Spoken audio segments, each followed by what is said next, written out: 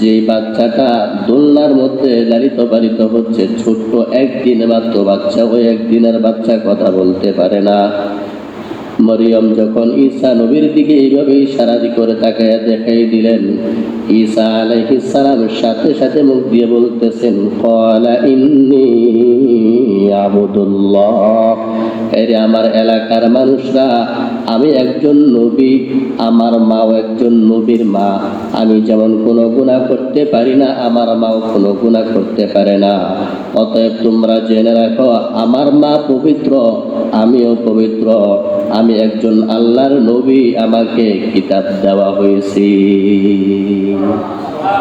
আর জোরে বলে, একদিনের শিশু ঈসা আলাইহিস সালাম, ওনার বয়স যখন একদিন হয়েছে, উনি বাস কথা বলতেছেন।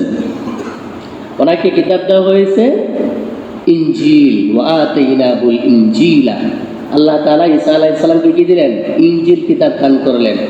একদিনের শিশু এটা কথা বলতে পারে না, স্বাভাবিক, কিন্তু ঈসা আলাইহিস সালাম কথা বলছেন। কে বলেছেন এটা? আল্লাহ তাআলা বলেছেন। তো এইভাবে ইউসুফ আলাইহিস সালামকে বাঁচানোর জন্য আল্লাহ তাআলা ওই শিশুর মুখ দিয়ে কথা বের করে দিলেন। এরপরে বনি ইসরাইলের নবী ঈসা আলাইহিস সালাম, মুসা আলাইহিস সালাম, ওনাদের একজন জুরাইজ নামে একজন আল্লাহর ওলি ছিল। জুরাইজ যখন নফল নামাজে দাঁড়াইলেন, তখন ওনার মা ডাক দিচ্ছেন, জুরাইজ। তো উনি চিন্তা করতেছেন, আমি দাঁড়াই আছি আল্লাহ তাআলার সামনে, আমি দাঁড়িয়ে আছি আল্লাহর সামনে, আবার এদিক দিয়ে মা ডাকতেছেন, এখন আমি কি করব? আল্লাহ তাআলা সবচেয়ে আমাদের কাছের আপন, এরপরে নবীজি, এরপরে মা বাবা। তিনি চিন্তা করলেন, মা বাবাও আপন, আল্লাহ তাআলাও আপন, আমি নফল নামাজটা শেষ করে এরপরে মায়ের ডাকে সাড়া দিই। আমার দিকে তাকান, মা কি বলতেছেন? ওনাকে ডাকতেছেন, আর উনি মনে মনে কি বলতেছেন? আমি তো নফল নামাজ পড়তেছি, আল্লাহর ডাকেও সাড়া দিই, মার ডাকেও সাড়া দিব, অসুবিধা নাই। কিন্তু মা একবার, দুইবার, তিনবার রাগান্বিত হয়ে বলতেছেন, জুরাইজ, তোকে যেন আল্লাহ তাআলা বেশ্যা মহিলার মুখ দেখান। রাগ করে বদদুয়া করছেন। জুরাইজ কিন্তু আল্লাহর ওলি, জুরাইজ রাহমাতুল্লাহি আলাইহি আল্লাহর ওলি। তো মায়ের বদদুয়া লেগে ফেলছে। তিনি নামাজ শেষ করে এরপর মায়ের কাছে গেলেন, বললেন যে মা, আমি তো নামাজে ছিলাম। বললো যে নামাজে ছিলা, নামাজের থেকে তো তুমি নামাজ বাদ দিয়ে আমার কাছে আসতে পারতে। এখন বলেন তো, নামাজ বাদ দিয়ে কি যাওয়া যায়? হ্যাঁ, নফল নামাজও যদি থাকেন, কেউ যদি কঠিন বড় বিপদে পড়ে যায়, আপনি নফল নামাজ ছেড়ে দিতে পারবেন, অসুবিধা নেই। আপনি নামাজ পড়তেছেন, একটা মানুষ একটা সাপ কামড় দেওয়ার জন্য আসতেছে, মানুষটা সাপটারে দেখতেছে না, আপনি নফল নামাজ ছেড়ে দিতে পারবেন, অসুবিধা নেই। হলো কি মাসআলা। এবার যখন জুরাইজ তার গির্জার মধ্যে গিয়ে আল্লাহর ইবাদত বন্দেগী করতেছেন, ঠিকই একজন খারাপ মহিলা জুরাইজকে ফাঁসায়া দেওয়ার জন্য এলাকার মানুষদেরকে বলতেছে, আমার পেটের মধ্যে যে সন্তান আসছে অবৈধ সন্তান, এই অবৈধ সন্তানের বাবা হলো জুরাইজ। এই অবৈধ সন্তানের বাবা জুরাইজ। এবার এলাকার সকল মানুষ মিলে জুরাইজের সেই ঘরটা আছে, ঘরটা ভেঙে দিল। জুরাইজকে মারার জন্য রেডি। জুরাইজ মনে মনে বলে, কি রে, কি ব্যাপার? আমি আল্লাহ তাআলার ইবাদত বন্দেগী করি, এলাকার মধ্যে আমি সবচেয়ে আল্লাহ তাআলার বড় ওলি, এর বড় মানুষজন আমার ঘরটা ভেঙে দিল, আমাকে মারার জন্য আসতেছে, আমি বুঝতেছি না।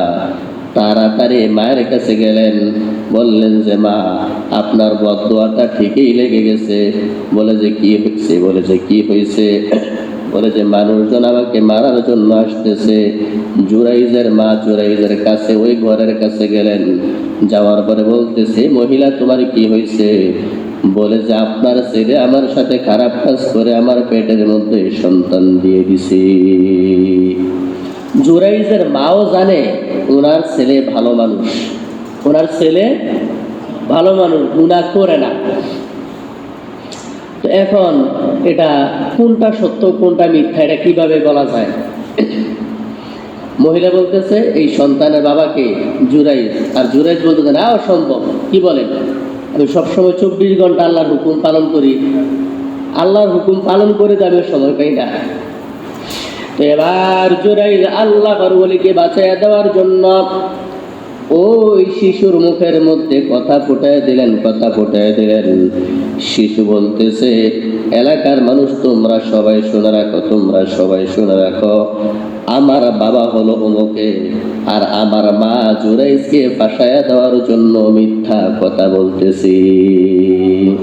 আউলিয়ারা কারে উকবা ইখতিয়ার, জাহেলারা কারে দুনিয়ায় খতিয়ার, মাইলে মোমেন সোয়ে মোমেন মিশাওয়াত, মাইলে কাফের সোয়ে কাফের মিশাওয়াত। তাহলে আমাদের সমাজের বাচ্চারা 2-3 বছর পরে কথা বলে, 1-1.5 বছর পরে কথা বলে। তাও আবার আমরা আমাদের বাচ্চাদেরকে প্রথম বাক্যটা শিখাই বাবা, আব্বু, আম্মু, দাদা, দাদি, নানা, নানি। আমার নবী যখন ছোট্টবেলা ছিলেন, ছোট থেকে একটু বড় হলেন, কথা বলতে শিখলেন, আমার নবীজি প্রথম কথাটা আব্বুও বললেন না, আম্মুও বললেন না, দাদা, দাদি, নানা, নানি কিছুই বললেন না, বরং আমার নবীজি সর্বপ্রথম যে কথাটা বললেন সেটা হলো সুবহানাল্লাহ, আলহামদুলিল্লাহ, লা ইলাহা ইল্লাল্লাহ, সুবহানাল্লাহ, আলহামদুলিল্লাহ, লা ইলাহা। তুমি বাঁচাও, তুমি মারো, অবিরত ক্ষমা করো, ধরার যেজন তাকেই ধরো, ধরার যেজন তাকেই ধরো, তোমার মুঠোয় সবই আল্লাহ, সুবহানাল্লাহ, আলহামদুলিল্লাহ, লা ইলাহা ইল্লাল্লাহ।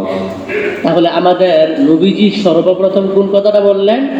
সুবহানাল্লাহ, আলহামদুলিল্লাহ, লা ইলাহা ইল্লাল্লাহ, আল্লাহু আকবার। তো আমরাও আমাদের বাচ্চাদেরকে এই বাক্যগুলো শিখাবো। আব্বু, আম্মু, দাদা, দাদি, নানা, নানি এগুলা খারাপ না, ভালো, তবে সবচেয়ে ভালো প্রথম কথাগুলো কি? সুবহানাল্লাহ, আলহামদুলিল্লাহ, লা ইলাহা ইল্লাল্লাহ, আল্লাহু আকবার। ঠিক আছে তো ইনশাআল্লাহ। এবার ইউসুফ আলাইহিস সালামকে আল্লাহ তাআলা বাঁচায়া দেওয়ার জন্য শিশুর মুখ দিয়ে বলে দিলেন, হে বাদশা, আপনি পরীক্ষা করে দেখেন ইউসুফ আলাইহিস সালামের জামাটা কি সামন দিক থেকে ছিঁড়া নাকি পিছন দিক থেকে ছিঁড়া। বাদশা যখন পরীক্ষা করে দেখলো ইউসুফ আলাইহিস সালামের জামানটা পিছন দিক থেকে ছিঁড়া, তখন বুঝতে পারলেন ইউসুফের কোনো দোষ নাই, জুলাইখার সমস্ত দোষ। এরপরে ইউসুফকে বললেন যে ইউসুফ, তুমি এই বিষয়টা নিয়ে আর বাড়াবাড়ি করবা না, বাড়াবাড়ি করবা না, এখানে থেমে যাও। জুলাইখাকে বললেন, জুলাইখা তুমি আল্লাহ তাআলার কাছে ক্ষমা চাও। জুলাইখা অপরাধ করার পরে কি বললেন? তুমি আল্লাহ তাআলার কাছে ক্ষমা চাও। আর ইউসুফকে কি বললেন? তুমি এখানে থামো, ইউসুফ আ'রিদ আন হাযা, ইউসুফ তুমি এই বিষয়টা থেকে বিরত থাকো। তো আমাদের সমাজে আমরা অনেকেই আছি, মানে গুনাহ করার পরে আল্লাহ তাআলার কাছে ক্ষমা চাইতে হবে, এই বিষয়টা আমাদের মাথার মধ্যেই আসে না, গুনাহই স্বীকার করি না। আল গীবাতু আশাদ্দু মিনাজ জিনা, গীবত হলো জিনা থেকে মারাত্মক গুনাহ। একটা মানুষ যদি জিনা করে তাহলে সে মনে করে জানাবে একটা অপরাধ করছি, সে তওবা করে, কিন্তু যে গীবত করে এটার জন্য তওবা করে, এটাকে গুনাহ মনে করে না, তো এটাকে গুনাহ মনে করে না। এজন্য আপনার গুনাহ যত বেশি পরিমাণ হয়ে যাক, আপনি আল্লাহর কাছে যদি খাঁটি অন্তরে তওবা করতে পারেন, আল্লাহ তাআলা সাথে সাথে মাফ করে দিবেন। এই জন্য আমরা এখানে ছোট বড় যারা আছি সকলেই গুনাহগার। আমরা খাঁটি অন্তরে তওবা করলে আল্লাহ তাআলা গুনাহ খাতা মাফ করবেন। খাঁটি অন্তরে যেন আমরা তওবা করতে পারি, এবার তৌফিক দান করেন, বলেন আমিন। তো এবার যখন এলাকার মধ্যে যদি কেউ একটা দোষ করে, এই দোষটা যখন প্রকাশিত হয়ে যায়, তখন আরো 10 জনে মিলে দোকানের মধ্যে বসে কি বলে, গীবত শুরু করে নি। আরে আলাউদ্দিনের ছেলে কলিমুদ্দিন, আর বলিস না, বলে না দোকানের মধ্যে বসে গীবত। তো এবার মিশরের যে মহিলারা আছে তারা বাস বলা বলি শুরু করলো, সুযোগ পেয়ে গেছে।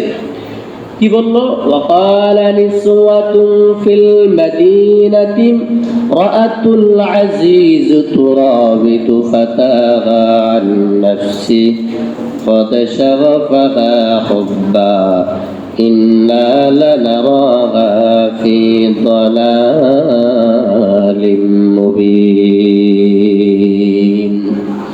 মহিলারা বলল, ইউসুফকে জুলাইখা ছোটবেলা থেকে ছেলের মতো লালন পালন করতেছে, আর এখন সে তার সাথে খারাপ কাজ করতে চায়।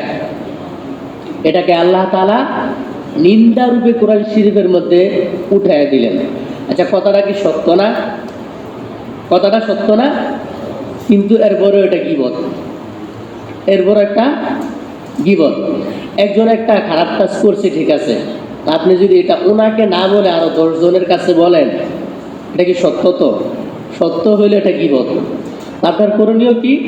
একজন একটা অপরাধ করছে, আপনি সরাসরি তাকে বলে দেন যে ভাই, আপনার বিষয়টা মনে হয় এভাবে না হয়ে এভাবে হইলে ভালো হয়। এটা হলো সমাধানের রাস্তা। কিন্তু আমাদের সমাজে এটা হয় না। কি হয়? বাস 10-15 জন মিলে একসাথে গীবত শুরু করে। তো গীবত, আল গীবাতু আশাদ্দু মিনাজ জিনা, গীবত জিনা থেকেও মারাত্মক। গীবত করা যাবে না। আল্লাহ তাআলা কোরআন শরীফের 26 নম্বর পারার 16 নম্বর পৃষ্ঠার প্রথম লাইনের সূরাতুল হুজুরাতের 12 নম্বর আয়াতের মধ্যে বলেন, ইয়া আইয়ুহাল্লাযীনা আমানু ইজতানিবু কাসীরাম মিনাল-যন্ন ইন্না বা'দাল-যন্নি ইসমুন ওয়া লা তাজাসসাসু ওয়া লা ইয়াগতাব বা'দুকুম বা'দা أيحب أحدكم أن يأكل لحم أخيه ميتا فكرهتموه واتقوا الله إن الله تواب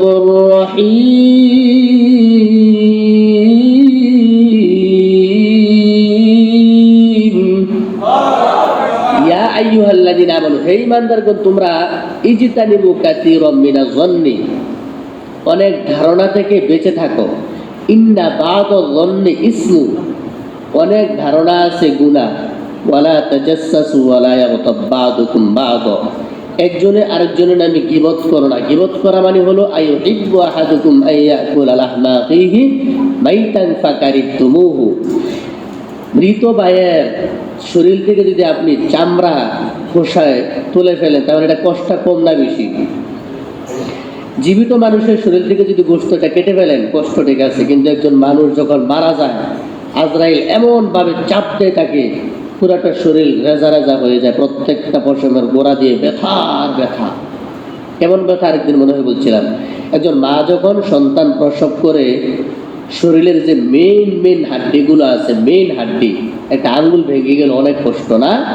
যদি মেইন হাড্ডিগুলো ভেঙে যায়, 1টা 2টা 5টা 10টা 20টা হাড্ডি ভাঙলে যে পরিমাণ কষ্ট, একজন মায়ের একজন সন্তান দুনিয়াতে আসার সময় তার চাইতে আরো বেশি কষ্ট।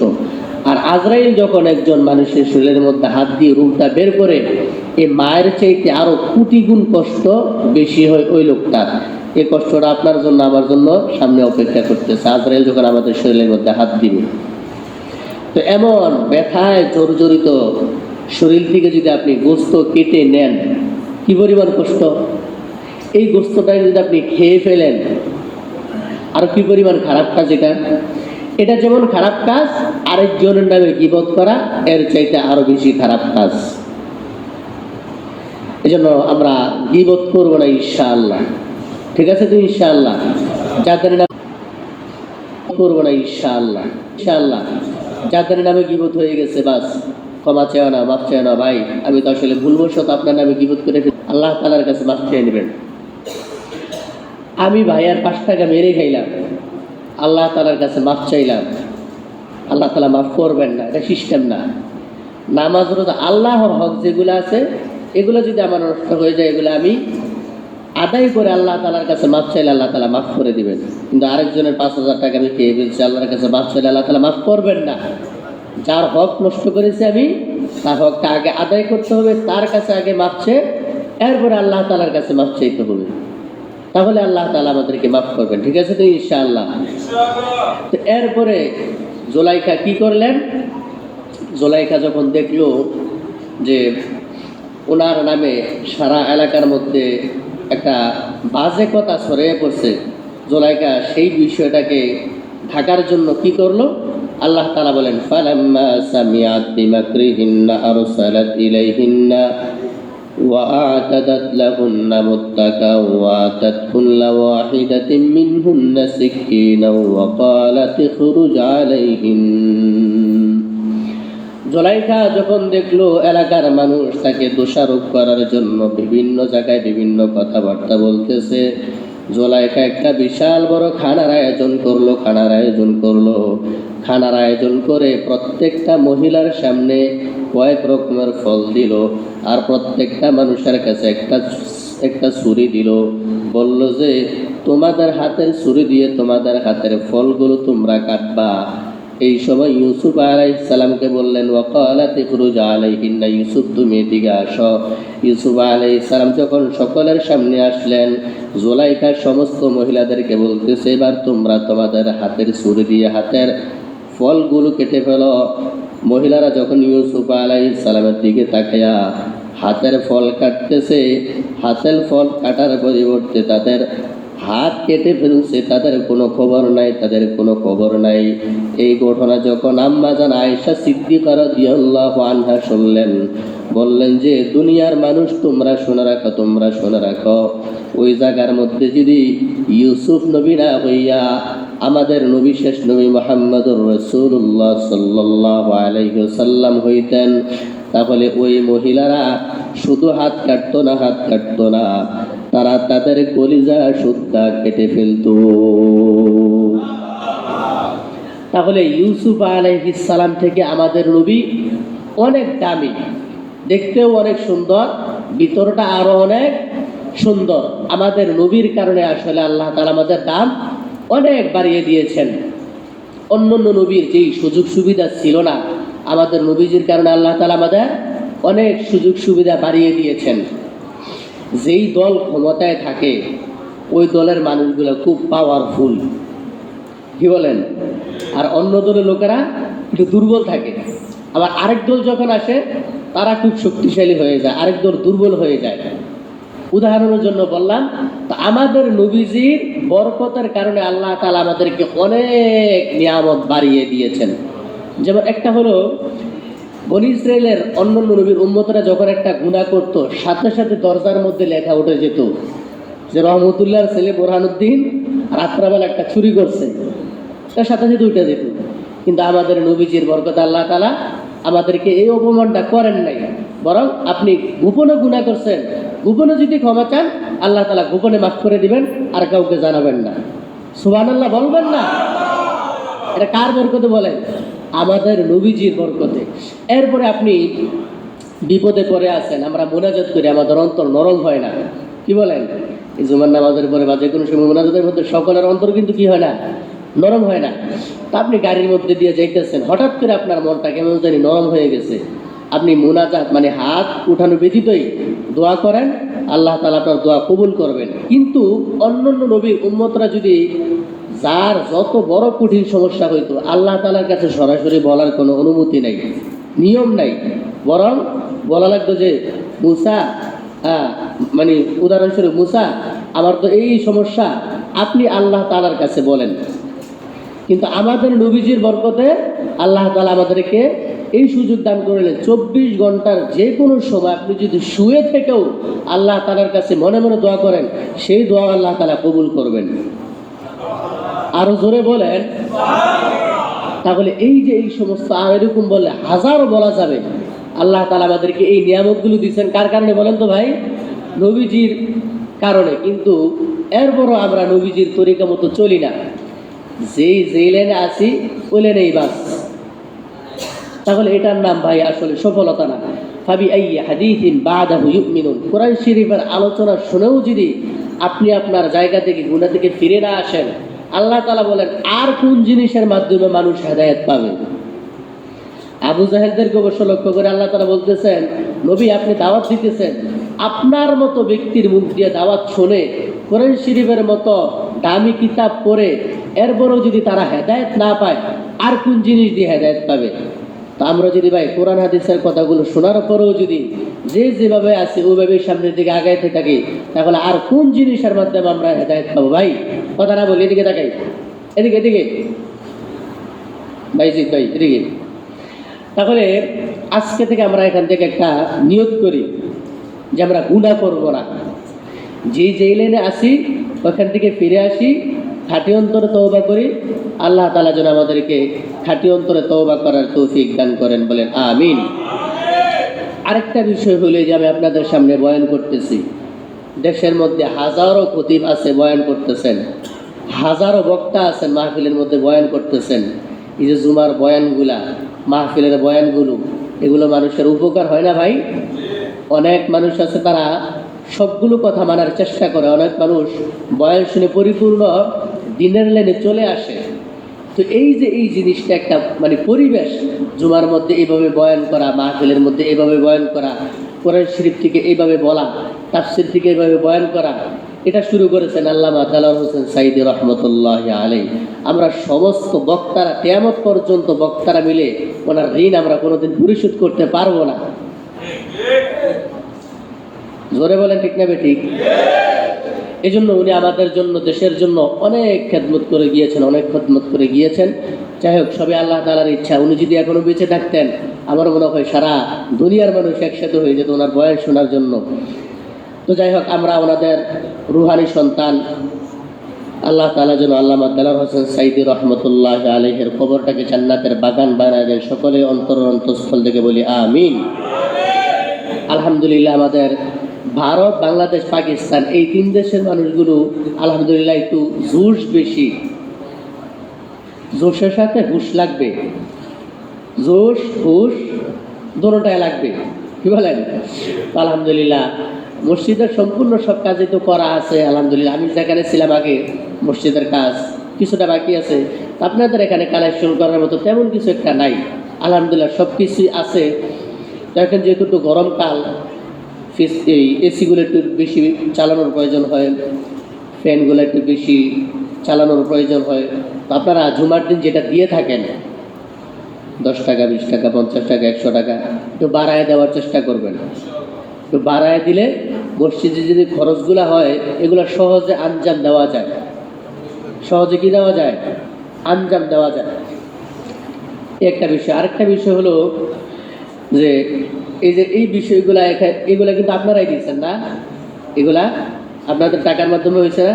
এই 2 মাইক্রোফোন, এই যে এটা, এই চেয়ার, সবগুলো হয়েছে, সবই আছে। শুধু কেবলমাত্র একটা জিনিস, ইকোসিস্টেম। আলহামদুলিল্লাহ, মানে ডিজিটাল যুগ, সব কিছুর মধ্যে ডিজিটালতা, বোঝেন না বিষয়টা? ইকু হলে মানে মাইকের আওয়াজটা অনেক সুন্দর বেড়ে যায়। মানে শহরের বিভিন্ন মসজিদগুলোর মধ্যে গেলে দেখবেন মানে বাইরের মাইক এবং ভিতরের মাইকের মধ্যে ইকো সিস্টেম। তো আলহামদুলিল্লাহ, আপনারা যারা চান, আমি যোগাযোগ করছি, এটার দাম মানে 5,000 আছে, 10,000 আছে, 13,000 আছে, 15,000 আছে। তো ইনশাল্লাহ আগামী সপ্তাহে যদি কেউ চান যে ইকু যে মাইকটা আছে, মেশিনটা আছে, এটা আমি দিয়ে ফেলবো, তাহলে ইনশাল্লাহ আগামী সপ্তাহে বলবেন, এই সপ্তাহে না।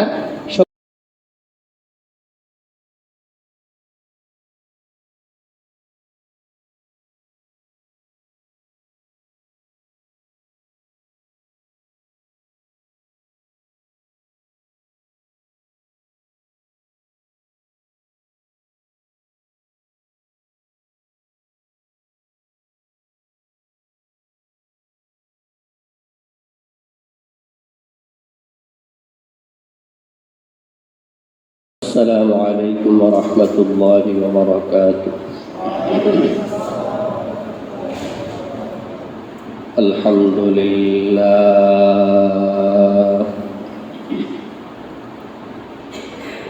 الحمد لله وكفى وسلام على عباده الذين اصطفى. أما بعد فقد قال الله تعالى في كلامه المجيد وفي فرقانه الحميد. সকলে জবান খুলে পড়ি আউযু বিল্লাহি মিনাশ শাইতানির রাজীম। বিসমিল্লাহির রাহমানির রাহিম। ইন কানা কামিসুহু من قبل فصدقت وهو من الكاذبين. صدق الله مولانا العظيم وصدق رسوله النبي الكريم. اللهم صل على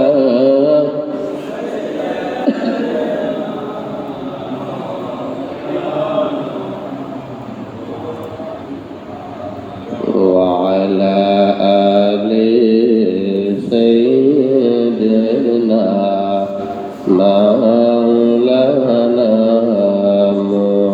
محمد. اللهم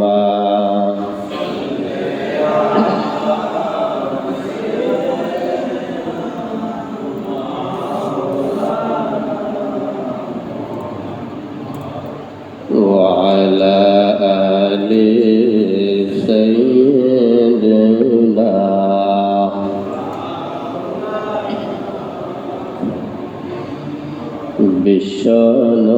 বিশ্বনবীর আগমনে জগৎ হলো জালা। সেই নবীজির দরুদ পড়ো বসে বসে নিরালায়। আল্লাহুম্মা সাল্লি আলা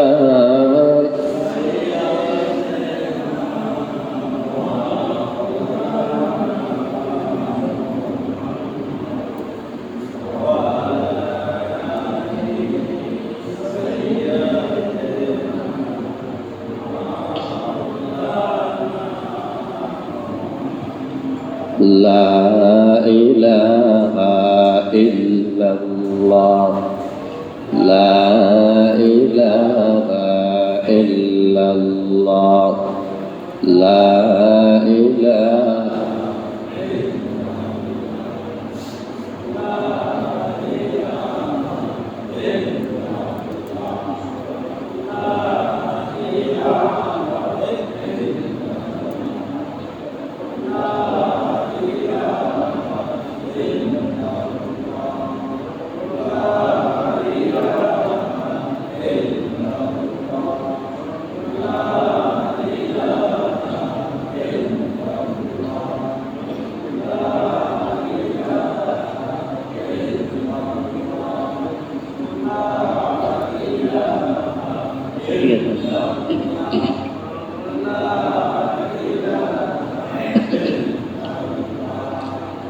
لا إله إلا الله لا إله إلا الله محمد رسول الله صلى الله عليه وسلم.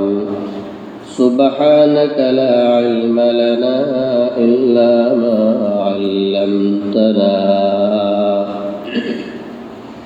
إنك أنت العليم الحكيم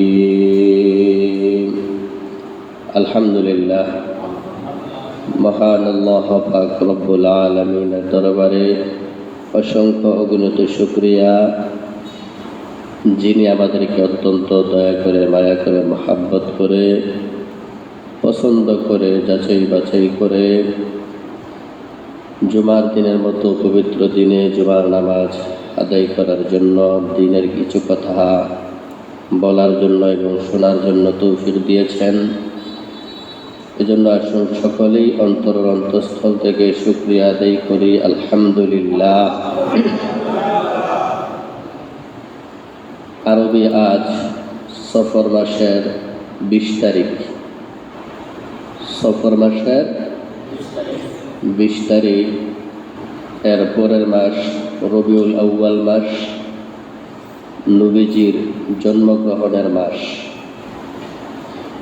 আরবি এক একটা মাসের এক একটা ফজিলত রয়েছে। মুহররম মাসে নফল রোজা রাখার নিয়ম রয়েছে।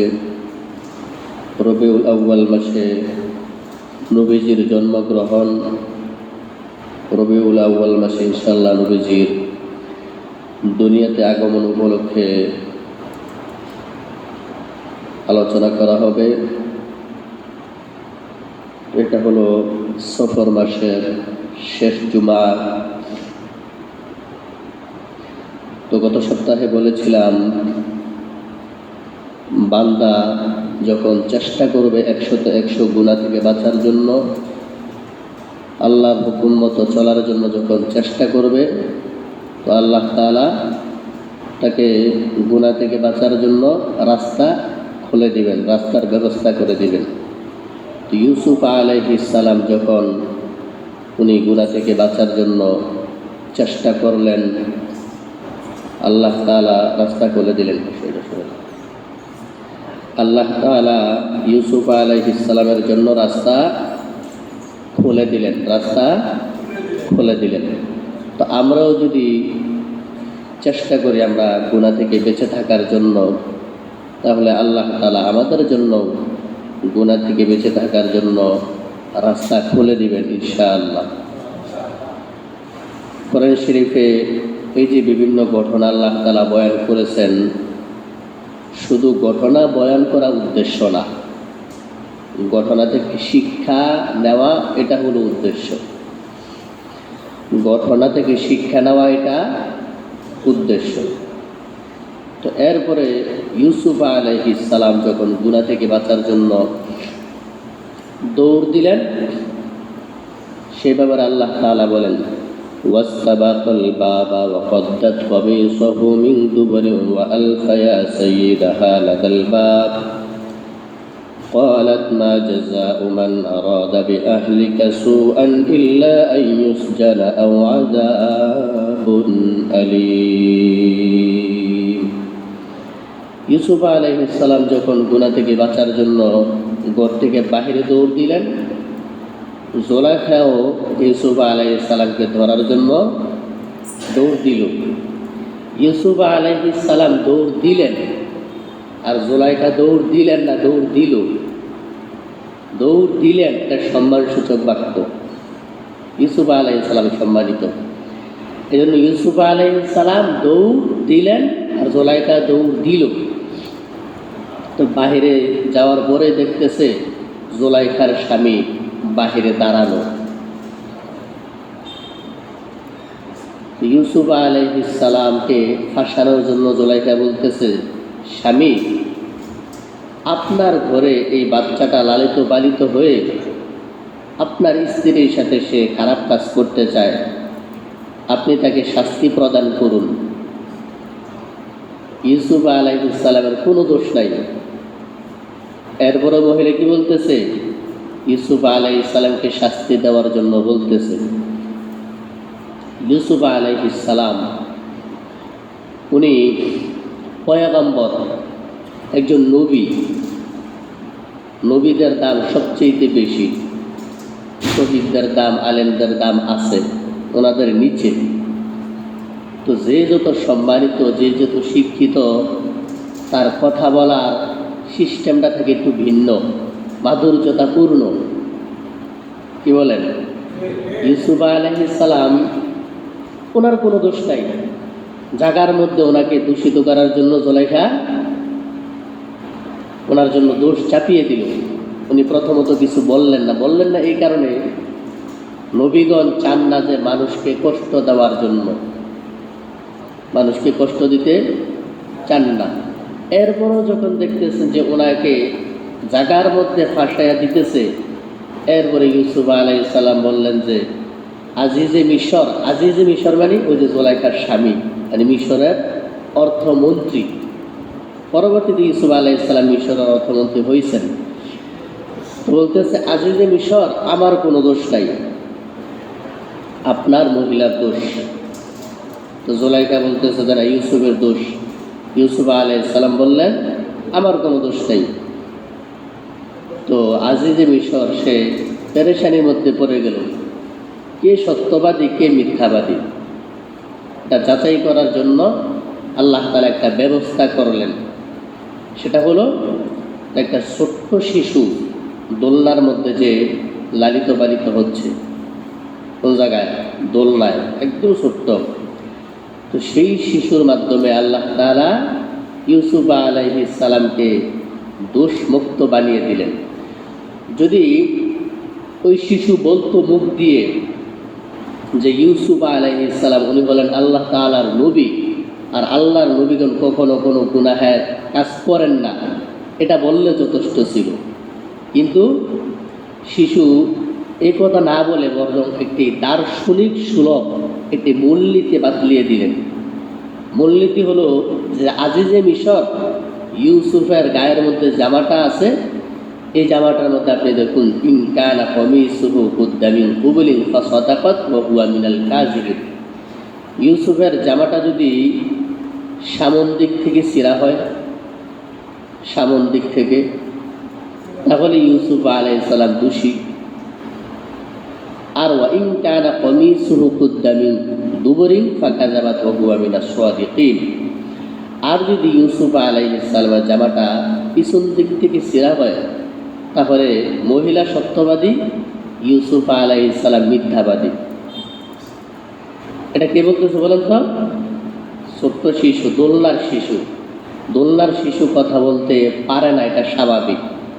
কিন্তু আল্লাহ তাআলা চাইলে সব কিছুই সম্ভব। আমাদের আগের পূর্ববর্তী নবীর নাম কি? ঈসা আলাইহিস সালাম। ওনার নাম কি? ঈসা আলাইহিস সালাম। ঈসা আলাইহিস সালামকে আল্লাহ তাআলা দুনিয়াতে পাঠিয়েছেন বাবা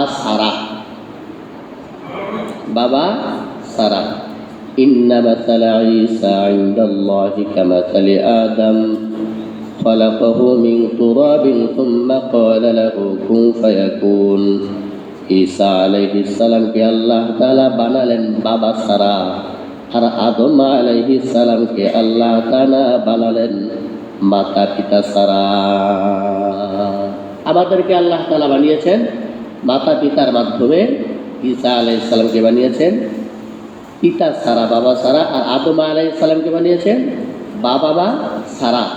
আমাদের পক্ষে যেটা অসম্ভব আল্লাহ তাআলার কাছে সেটা সম্ভব। আমাদের কাছে যেটা সম্ভব আল্লাহ তাআলার কাছে সব কিছুই সম্ভব। ঈসা আলাইহিস সালাম যে বাবা সারা দুনিয়াতে আসলেন, এবার ওনার মা যখন ওনাকে বাহিরের দিকে নিয়ে এলাকার মধ্যে আসলেন, আসার পর এলাকার কিছু মানুষ আছে, তারা বলতেছে যে মরিয়ম তুমি তো একজন খারাপ মহিলা, অথচ পৃথিবীতে যত ভালো মহিলা আছে এর মধ্য থেকে মরিয়ম আলাইহিস সালাম উনি একজন ভালো মহিলা। তো মরিয়ম আলাইহিস সালাম কোনো কথা বললেন না, মুখ দিয়ে বরং ছোট বাচ্চার দিকে এইভাবে ইশারা করে তাকাইয়া দিলেন।